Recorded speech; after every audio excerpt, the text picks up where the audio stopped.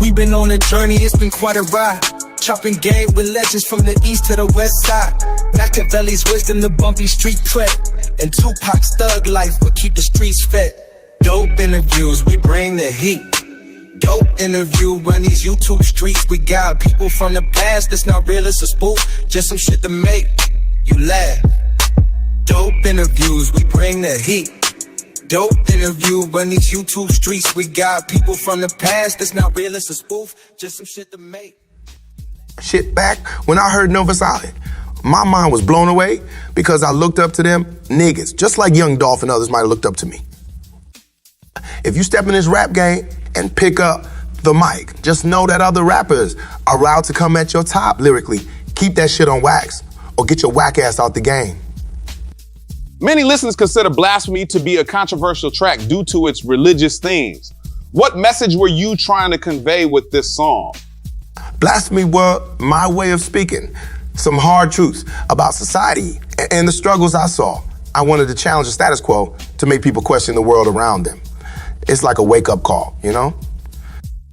In the song, I touched on some religious themes, but it wasn't about disrespecting anyone's faith. It was about highlighting the hypocrisy I saw in the world. I felt like there were people out there using religion for their own gain, while others were suffering and struggling. I couldn't stay silent about it. I wanted to remind people that we are all human and we should be looking out for each other, no matter our beliefs. Blasphemy might have been controversial, but it was my way sparking a conversation about the issues that matter. It's all love, man. Like, got advice from my father, and all he told me was this: nigga, get off your ass if you plan to be rich. To live and die in LA is a homage to Los Angeles. How did the city influence your music?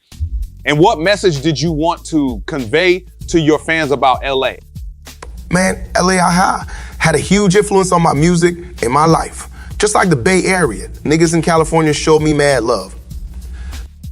To live and die in LA was all about expressing my love for the city and the people who held me down there. When the Watts riots happened, I was out there just like everyone else. So LA is special to me. Plus, I want to show the world the real L, not just the glitz and glamour in Hollywood, but the struggles and the beauty of it too. I want to celebrate the diversity, the culture, and the resilience of the folks in the streets. And I wanted my fans to feel that connection. It's a song about the city's high and lows, the good times and the hard times. But through it all, there's a sense of love and loyalty. It's about repping where you come from and staying true to your roots. LA gave me so much, and to live and die in LA was my way of giving something back to the place that showed me love. It's also been rumored that you joined the Bloods gang due to your affiliation with Suge Knight and Death Row Records. How do you feel about that? Man, there have been all kinds of rumors and stories about me over the years. Yeah, I had ties to some folks, including Suge Knight and Death Row Records, but I wasn't joining no gang. I was just trying to navigate a crazy industry and protect myself in a sometimes dangerous world. It's like this: I came from the streets and I knew people in various neighborhoods. When you're on the music game, you gotta watch your back. And sometimes you align yourself with those who can provide some security. But that doesn't mean I was officially joining any gang. I was my own man, and I was all about my music and my message. MOB was my way of showing love because it's money over bitches. I understand why people might think that, but there's a lot more to my story than meets the eye. I was just trying to survive and make a difference through my music. How do you feel when people say that being on Death Row changed you?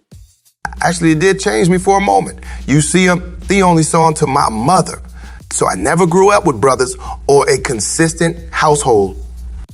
I was always moving around because the government made it extremely difficult for my mother to live a decent life. So I had to grow up tough but strong, a born leader. When I got to death, Roll Mix embraced me with open arms. Plus, that nigga Chuck spoiled me as an artist. I had everything accessible to me, even the army if I needed to go to war. So hell, yeah, I went on my West Side ride with Death Row by all means to kill my adversaries on wax. Against All Odds addresses various controversies and conflicts in your life. Can you elaborate on the events that inspired this song and the emotions behind it? Against All Odds was a track where I let out a lot of frustrations and emotions that had been building up. It was a response to all the beef and drama that seemed to surround me in the rap game. I was tired of all the rumors, the rivalries, and the conflicts. I had some real issues with some other artists, and I wasn't one to back down from a fight, whether it was with my words or my actions. The song was a way for me to address all that head on and let people know I wasn't gonna be silenced. It was a raw and intense track, and I meant every word of it.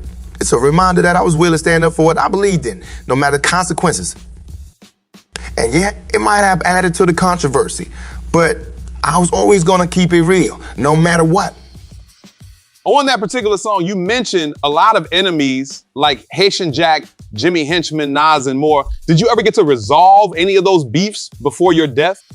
Nas said that y'all had a conversation about you dissing him, and you told him that you would take his name out of the album but didn't get to because you got shot like a week later. Man, it's a crazy thing about the rap game and the conflicts that can arise. You know, sometimes it's just a lot of heat in the moment, and later on you can have conversations and try to resolve things. Nas and I did have a conversation, and we were working towards squashing that beef. I was gonna take his name out of the album. But like you said, things happen so fast, and my life took a tragic turn. It's one of those things I wish I could have done differently, but you can't change the past. It's a reminder of how fragile our life can be, and how sometimes you don't get a chance to make things right. That's why I always encourage people to try to resolve their issues peacefully and not let conflicts escalate. Life's too short, and you never know when it might be your last day.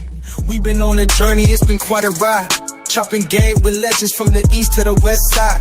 Machiavelli's wisdom, the bumpy street cred, and Tupac's thug life will keep the streets fed. Dope interviews, we bring the heat. Dope interview, run these YouTube streets. We got people from the past that's not real, it's a spoof. Just some shit to make you laugh. Dope interviews, we bring the heat. Dope interview, run these YouTube streets. We got people from the past that's not real, it's a spoof. Just some shit to make you laugh.